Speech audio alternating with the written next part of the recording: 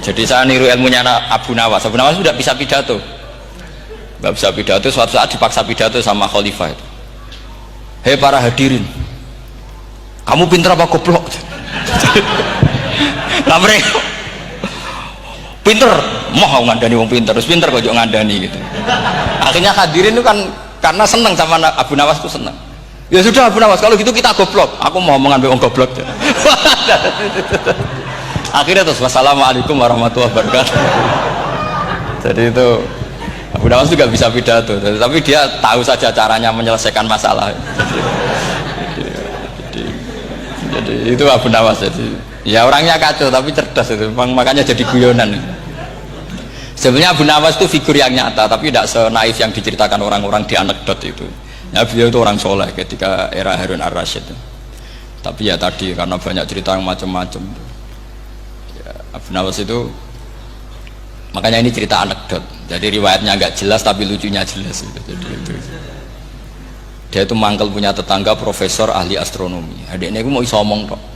Abu Nawas mau pinter molak-malik omong, kan masyhur itu dia cerita hari Senin tanggal sekian lihat Abu Nawas di alun-alun mau terbang. Orang lihat semua itu Abu Nawas itu ya sudah di podium ya hanya gitu-gitu. Kok nggak mau terbang-terbang? Ya mau itu ya tidak. Wassalamualaikum warahmatullahi wabarakatuh. Yang bilang Abu Nawas terbang siapa? Abu Nawas mau terbang. Yang namanya mau itu ya tidak.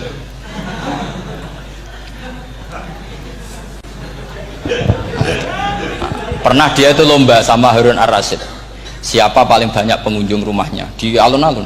Harun Rasyid bikin khemah, dia bikin khemah. Tentu cerita ini bohong, yakini ini bohong, makanya ini bohong tenang. Makanya ini anekdot, hanya guyonan.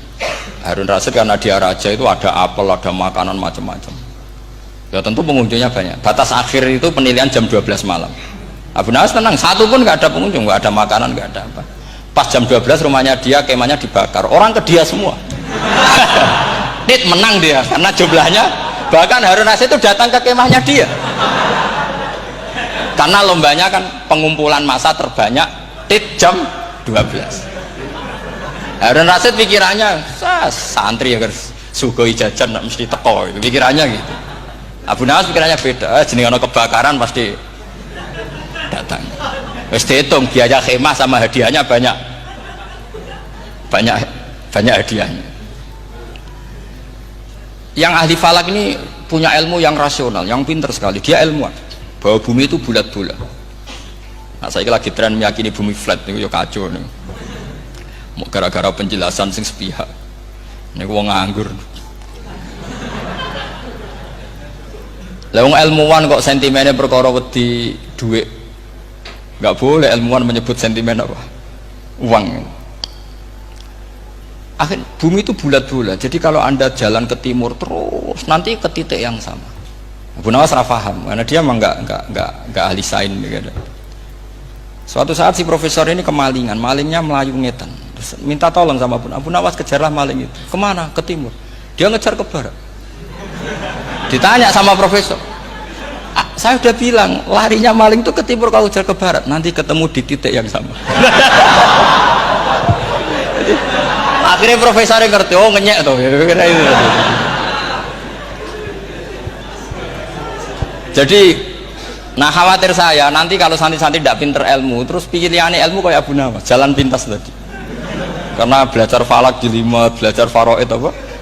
Jelimet, ada aul, ada roh, terus semua ada masalah yang ruwet-ruwet terus.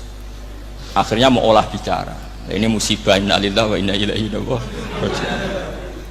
Itu tidak boleh. Quran tidak mengajarkan itu. Quran tetap mengajarkan ilmu meskipun ada nilai seninya. Ya tadi nilai seni tadi, misalnya Allah mencontohkan daraba wa masalah rajulan fihi syuraka. Terus kedua uniknya Quran itu begini. Setelah dipikir itu nyata-nyata lebih detail. Misalnya begini. Ketika Allah mencontohkan ba'udah itu nyamuk. Itu orang-orang kafir itu bilang gini, ya Muhammad, Tuhan Anda kehilangan stok ilmiah. Sehingga contoh itu enggak yang dahsyat tapi sekedar nyamuk. Wong nyamuk kok digawe contoh. Mbok ya contoh itu dinosaurus, tak jerapah, tak apalah yang keren itu. Mosok contoh apa? Nyamuk. Terus Allah menjelaskan innallaha la yastahi ayyadriba apa? Matsalam ma. Contoh apa saja? Apa saja itu ditafsiri ba'udatan fama fawqaha, entah itu nyamuk, fama fawqaha, atau yang di atasnya nyamuk, maksudnya di atasnya itu fil killah atau fisighor, atau yang di atas nyamuk, yang lebih kecil ketimbang nyamuk. Sekarang saya contohkan kata Rasulullah, contoh yang kecil saja, nggak usah bikin nyawa, nggak usah, itu terlalu mustahil. Seorang pemahat patung, terus kamu pesen, Pak aku gak eno patung gajah, mesti muni sanggup. Tak muni, Pak gak eno patung gajah, ukurannya ya semestinya gajah, oke. Tapi Pak aku gak eno patung nyamuk, ukurannya ya sak nyamuk, kira-kira sanggup apa enggak? Artinya ketika Allah gawe nyamuk itu lebih sulit ketimbang gawe gajah, apa lebih mudah? Lebih sulit, karena nyamuk yang sudah kecil dia punya alat kelamin, terus seberapa juga alat kelaminnya juga tetap harus ada lubangnya, terus seberapa?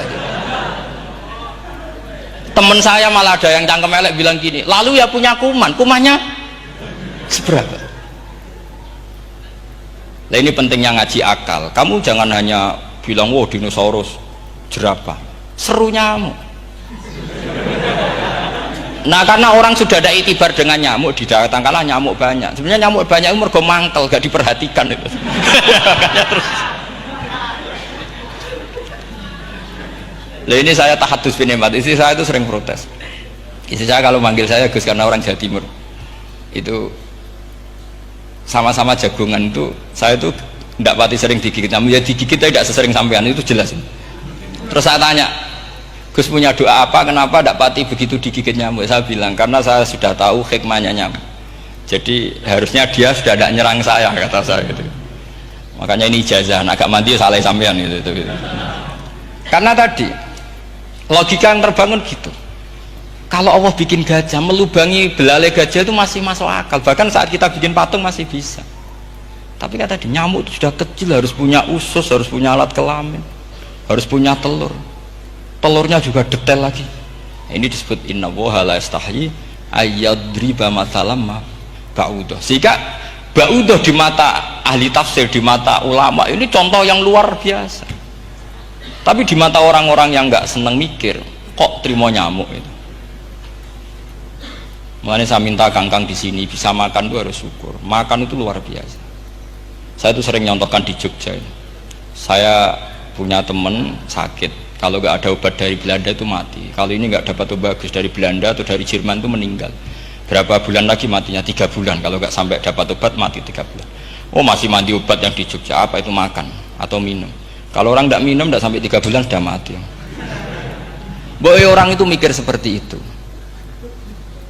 Tapi kita ini kalau obat dari Jerman, dari Belanda itu hebat. Kalau enggak kita mati sebulan lagi, 3 bulan lagi. Allah bikin obat pada kita tiap hari, yaitu kita bisa makan, bisa minum. Itu kalau sekali nggak makan 5 hari bisa mati sama. Tapi kita kan ngakan tuh hal yang biasa, nak duit iso utang terus dan kebiasa. Ini kalau ulama masalah besar. Punya otak seburuk itu tuh masalah besar bagi ulama. Sehingga Allah tidak malu ketika ngendikan kulu wasrobu, tidak malu karena makan ini urgen, sangat penting. Dan Allah tidak malu meskipun Quran itu temanya kelas tinggi, biasa Allah mengatakan jong kueku kulu minta ibadi marusang nakum, kamu makanlah. Karena minum obat itu kebutuhan kita ketika sakit. Tapi kalau makan adalah kebutuhan kita sihatan wasukman, saat sakit maupun saat sehat. Nah, kalau Anda dengan kualitas ini, ketika Allah membicarakan makanan itu Anda akan respect sama Allah karena memang ini urgen betul. Tapi kalau Anda cara berpikir gini, hanya cari horo ibal ilmu yang aneh, yang seru, kamu baca ayat itu akan menjadi biasa-biasa saja. Dan itu masalah bagi mahabbah Anda pada Al-Quranul Karim. Ya saya kira demikian. Terus mangke saya pikir tidak etis ya, karena ini Jumat nanti sing biasa itikaf nanti terganggu. Nanti saya ada problem.